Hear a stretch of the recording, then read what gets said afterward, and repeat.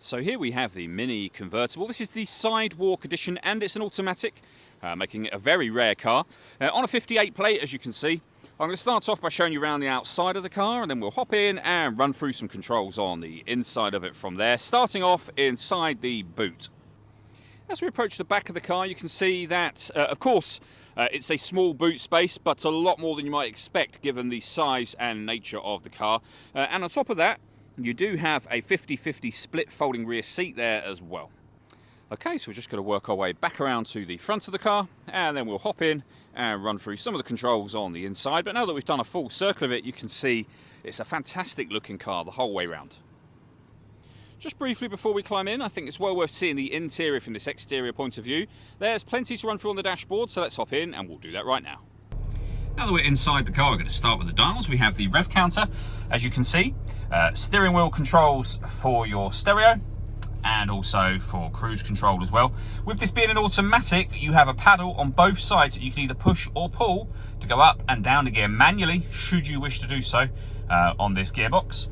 And then over in the centre, we have the speedometer for the car. Within the speedometer, you can see the total miles. They are 108,861. It will show you what gear the car is in there as well. We're in park, of course. And we have a coolant temperature gauge and fuel gauge available. Below that is our stereo, where you can access your CD player, your AM, FM radio as well. And then we have climate control for the car. So you can adjust the temperature digitally up and down from here.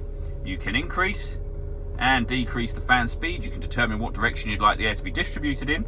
The air conditioning is on at the minute, so you can turn it off, back on again, or hit auto. In doing so, the car will now take control of the direction of the air and the fan speed to maintain this temperature. You can adjust the temperature, of course, anytime you wish to, but if you adjust the fans or direction of the air, you'll see auto has now gone off. Below that, we have our electric windows for driver and passenger. We can turn off our traction control, deadlock the car. We have our rear and front fog lights available there as well. The gear lever for the fully automatic gearbox. We have a heated passenger seat. You can see the lights there indicate 2 different heat settings. Same for the driver. And we have our mirrors here that you can select the driver or passenger and adjust them accordingly.